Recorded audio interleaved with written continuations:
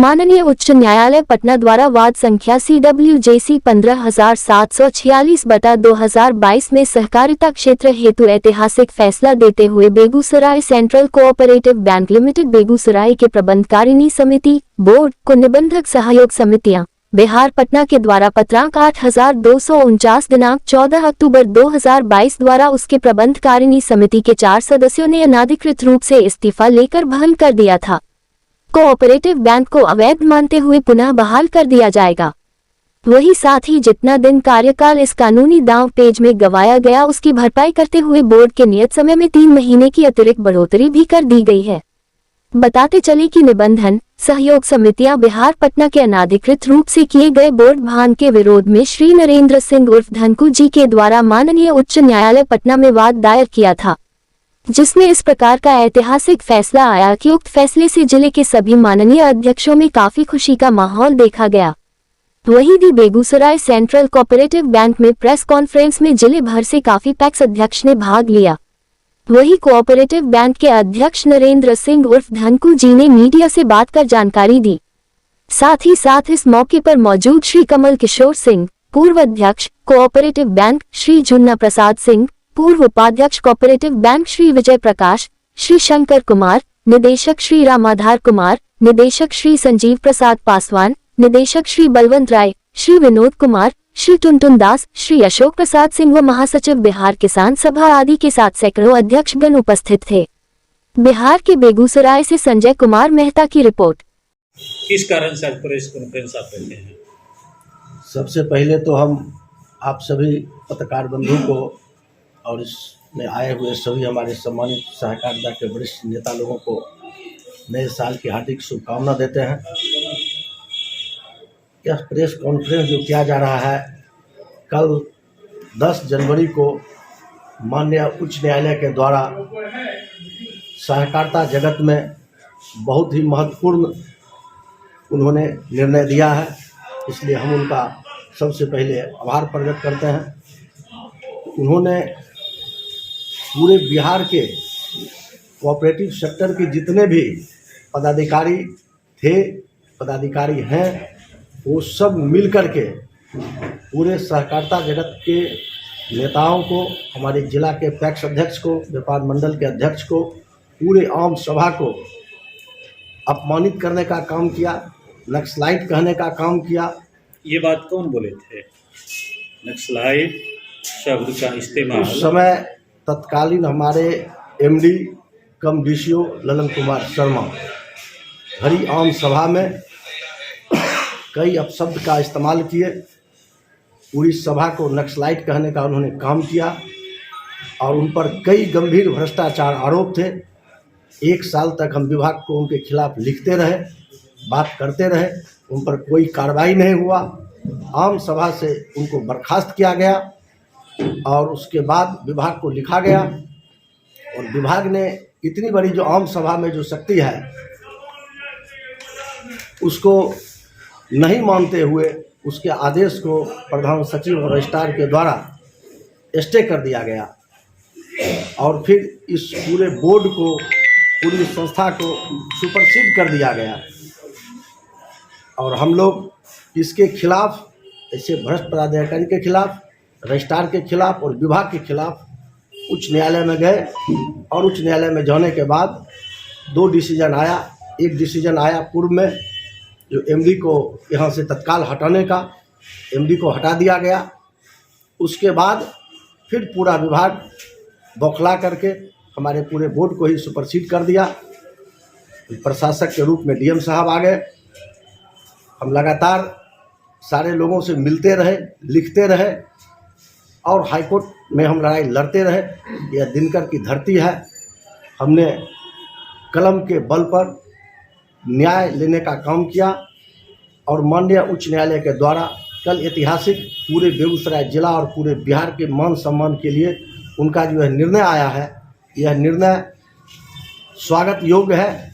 इससे पूरे बेगूसराय जिला का और पूरे हमारे सहकारिता जगत के जितने भी हमारे सम्मानित कोऑपरेटिव बैंक के अध्यक्ष हैं, जितने भी हमारे सम्मानित सहकारिता के नेता हैं, उन सबों के लिए, पूरे जिला के किसानों के लिए और पूरे बिहार के लिए यह गौरव की बात है कि पूरा सरकार एक तरफ भ्रष्टाचार में लिप्त था और हम सभी लोग उसके खिलाफ लड़ाई लड़ रहे थे। इस लड़ाई में हम लोगों को माननीय उच्च न्यायालय के द्वारा जो आदेश मिला है वो आदेश यह है कि बोर्ड को पुनः बहाल किया गया है। अब ये बोर्ड पूरी तरह फिर जैसे पहले काम करता था वैसे ही काम करेगा। ये चीज़ हुआ है। भी जानकारी दीजिए, ये बोर्ड क्या है? सेंट्रल कोऑपरेटिव बैंक का यह बोर्ड है। 3 टायर सिस्टम है। हमारे पूरे जिला में 258 पैक्स अध्यक्ष हैं। उन्हीं पैक्स अध्यक्षों में से हम लोग कोई पैक्स अध्यक्ष चेयरमैन का चुनाव लड़ते हैं और वही सब हमारे वोटर होते हैं और वो पैक्स अध्यक्ष सभी जो है सो बोर्ड को चुनते हैं। उसमें हम लोग 12 बोर्ड ऑफ डायरेक्टर के मेंबर होते हैं, एक चेयरमैन होते हैं, 13 सदस्य हमारा कमेटी है और यही बोर्ड पूरे जिला में पैक्स को, बैंक को संचालित करता है। तो मुख्यतः किस बात को लेकर विवाद शुरू से चल रहा था जिस पर वो बोर्ड को भंग किया? क्या विवाद क्या था? विवाद था कि पहले जितने भी एमडी आए, डीसीओ आए, वो सब पूरे जिला में पैक्स अध्यक्षों के साथ, बोर्ड के साथ, कर्मचारी के साथ तालमेल मिला करके काम करते थे, सही ढंग से काम करते थे और हमारा बैंक विगत 10 साल में बहुत ही विकास किया है, कई गुना आगे बढ़ा है। पूरे बिहार में नंबर 1 बेगूसराय बैंक है और ये एमडी 1 साल इनको आना हुआ, एमडी कम डीसीओ दोनों पद पर ये 1 साल पूर्व, तो 1.5 साल हो गया है टोटल टेन्योर उनका। 1.5 साल पहले वो बेगूसराय आए और आते के साथ इनका जो रवैया था, तानाशाह रवैया था, किसी को मान सम्मान नहीं देना, ठीक से बात नहीं करना। उसके बाद इनका जो भ्रष्टाचार का जो था, हर चीज़ में इनको घूस चाहिए, कमीशन चाहिए और बैंक को बर्बाद करने के लिए दिमाग में सोच के ही आए थे। उसमें इन पर बहुत बड़ा भ्रष्टाचार का आरोप है। बैंक का 200 करोड़ रुपया गवर्नमेंट सिक्योरिटी में लगा दिए। ठीक है, लगा दिए, बढ़िया बात है। 94 रुपया में शेयर खरीदा गया, 98 रुपया में। उसको बगैर बोर्ड से अनुमति लिए 94 रुपया में 30 करोड़ शेयर को बेच दिए। 30 करोड़ रुपया शेयर को लॉस में, घाटा में, बगैर बोर्ड के स्वीकृति का बेच दिए। किसी को इसका जानकारी नहीं दिए और बैंक को पैसा का कोई ज़रूरत नहीं था। बैंक में जो दैनिक कार्य के लिए पैसा की जरूरत होता है उससे ज़्यादा पैसा बैंक में था। और बेचने के बाद फिर 2 दिन के बाद उससे भी कम रेट पर फिर खरीद लिए बगैर किसी से स्वीकृति लिए और इतना में ही 2 करोड़ से ऊपर राशि का बैंक को डायरेक्ट नुकसान हुआ, बैंक लॉस में चला गया। ये कागज़ की बात है, गन्ना की बात है, बैंक फाइनेंशियल संस्था है और उसमें वो बहुत ही मोटा गलत ढंग से कमाई किए, बहुत मोटा वो गलत ढंग से कमाई किए। ये उनके ऊपर बहुत ही गंभीर आरोप है।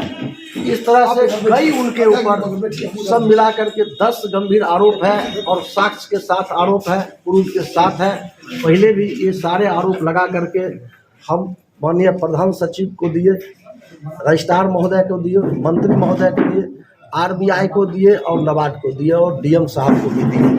आरबीआई इनके खिलाफ जो है कमेटी गठित कर दिया, जांच कर रहा है। प्रधान सचिव भी इसके ऊपर जांच कर रहा है और जांच का दिए हैं इसको रजिस्ट्रार को, और रजिस्ट्रार भेजे हैं जीआर को और डीएम साहब भी भेजे हैं जीआर भागलपुर को। और कल उनके यहाँ कोर्ट में 10:30 बजे हमारा गवाही था। सारा पेपर साक्ष्य के साथ 100 भी प्रमाणित करके हमको स्वयं उपस्थित होना था और इस कड़ाके की ठंड में इस जिला के मान सम्मान के लिए और बैंक की रक्षा के लिए वो सारा प्रूफ लेकर के हम 10 बजे उनके गेट पर पहुंचे हुए थे भागलपुर में और उनके यहाँ हम सारा कागज दिए, प्रूफ के साथ अपना गवाही दिए और वहाँ से जैसे ही निकले वैसे ही दूरभाष पर पता चला कि माननीय उच्च न्यायालय ने पूरे बिहार के लिए ऐतिहासिक जो निर्णय दिया है, निर्णय का हम लोगों को सूचना मिला और फिर हम लोग वहाँ से जो है आए बेगूसराय, फिर आए एमडी साहब से मिले, फिर पुनः कल शाम में ही पदग्रहण हम किए और आज आप लोगों के समक्ष हम इस सारी बात की जानकारी दे रहे हैं। जब डिसीजन आया हाईकोर्ट पर भी कुछ कार्रवाई की है, हाईकोर्ट ने उनके ऊपर बहुत ज़बरदस्त कार्रवाई की है। हाईकोर्ट ने उनको कहा कि तत्काल प्रभाव से डीएम साहब को आदेश दिया, आप उनको एकदम काम से रोक लगा दीजिए और आज के बाद वो बैंक नहीं जाएंगे, बैंक में नहीं रहेंगे, बैंक में कोई काम नहीं करेंगे। और हम डीएम साहब से मिल करके लिखित में उनको दिए, हाईकोर्ट का ऑर्डर शीट भी उनको दिए और डीएम साहब तुरंत उनको तत्काल प्रभाव से सारा काम काज करने से रोक लगा दिए और एमडी पद से उनको हटा दिए और उनके जगह पर हमारे दूसरे सम्मानित एमडी साहब भी आ गए। क्या नाम है उनका सर, एमडी साहब का जो आए हैं? नाम हो गया हमारे एमडी साहब अभी सामने में है। सर आपका शुभ नाम क्या होगा? जी, मेरा नाम मोहम्मद फरहान दानिश है। और जिनको बर्खास्त किया गया उनका क्या नाम था सर? ललन कुमार शर्मा। ललन कुमार शर्मा जी। अब हम लोग का आगे का है कि आम सभा में हम लोग का जो वार्षिक आम सभा होता है, वही तो कोरोना के कारण जो है सब लोग बहुत सफ़र किए थे। 2 साल के बाद आम सभा हुआ, तीसरा साल आम सभा हुआ। आम सभा होने के बाद उसमें जितने भी ज़िले के किसान के लिए, टैक्स के लिए और बैंक के लिए जो भी महत्वपूर्ण आम सभा में निर्णय लिया गया था, वो लगभग 4 महीना से वो आम सभा का निर्णय ही रह गया। उस पर कोई कार्रवाई हम लोग नहीं कर सके क्योंकि मामला कोर्ट में चला गया। तो उससे हमारे ज़िला के किसान भी सफ़र कर रहे हैं, हमारा टैक्स भी सफ़र कर रहा है और हमारा बैंक भी कहीं कहीं सफ़र कर रहा है। और इसी बीच में हमारे बैंक में 15 कर्मचारी थे जो दैनिक वेतनमान पर काम कर रहे थे कई साल से, 5 साल, 6 साल, 7 साल, 8 साल, 9 साल से। उनका एज भी ख़त्म हो गया था। उनको परमानेंट करने के लिए सारा प्रक्रिया विभाग को भी भेजा गया। विभाग नहीं किया तो लोग हाईकोर्ट भी गए, हाईकोर्ट से भी आदेश आ गया और आदेश आने के बाद भी हाईकोर्ट का आदेश का पूर्व एमडी अवहेलना किए, उनके ऊपर कोर्ट ऑफ कंटेम्प्ट चल रहा है। 1 सप्ताह में उसका भी ऑर्डर आएगा, उसमें वो जेल जाएंगे। नोट कर लीजिए नरेंद्र जी, और कुछ कहना है? और कोर्ट जब सुपरसीड हुआ तो जो दैनिक वेतनमान पर जो कर्मचारी 15 कर्मचारी जो काम कर रहे थे, जो बेगूसराय जिला का नौजवान युवा सब है और बैंक में जो हर जगह वो काम कर रहा था, उसका समय पूर गया और समय पूरने के बाद उनको हटा दिया गया और वो आज रोड पर सब घूम रहे हैं। तो मेरा कहना है जो भी बैंक का इस बीच में अधूरा काम है, हमारे एमडी साहब है, हमारे सारे वरिष्ठ ऑपरेटर सब बैठे हुए हैं। हम लोग आगे बोर्ड का बैठक करेंगे। उस बैठक में बैंक के हित में, टैक्स के हित में, ज़िले के किसान के हित में, आम सभा में जो भी निर्णय लिया गया था उस निर्णय को हम लोग लागू करेंगे और बेहतर ढंग से हमारा बैंक चले, सारा जिला का टैक्स चले और किसान के संबंधित जितना भी लाभकारी योजना है नाबार्ड के द्वारा, आरबीआई के द्वारा, स्टेट कोऑपरेटिव बैंक के द्वारा, उस सारा योजना को हम लोग लागू करें ताकि बेहतर ढंग से हमारा बैंक प्रदर्शन करे और किसान को फायदा मिले। टेन्योर भी बढ़ गया, उतना दिन का टेन्योर भी बढ़ा दिया है, कितना 66 दिन का। 66 दिन टर्म पूरने के बाद भी ये बोर्ड आगे तक काम करेगा, काम करते रहेंगे। काम करते रहेंगे 3 महीना। क्या लगता है कि अब फिर सुनहरे दिन बेगूसराय कोऑपरेटिव बैंक के आएंगे? 66 हम तो आशा और उम्मीद करते हैं और हम जरूर चाहेंगे, बिल्कुल सुनहरे दिन आएंगे और फिर बेगूसराय बैंक पूरे बिहार में अपना परचम लहराएगा। जी, मेरा जो भी सहयोग होगा जिस बैंक के विकास के लिए, मुझे लगभग 1-1.5 महीना हो गया है और जिस बैंक के विकास के लिए जितने भी काम करने हैं मैं पूरी तत्परता से कर रहा हूँ।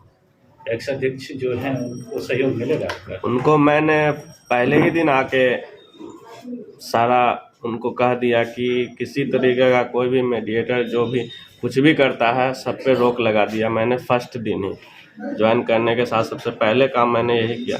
टैक्स अध्यक्षों को मैंने कहा कि किसी तरीके के बिचौलिए कि इसमें नहीं आना है, सीधे आपको बैंक से जो भी मिलता है सीसी वगैरह आपको डायरेक्ट मिलता रहे।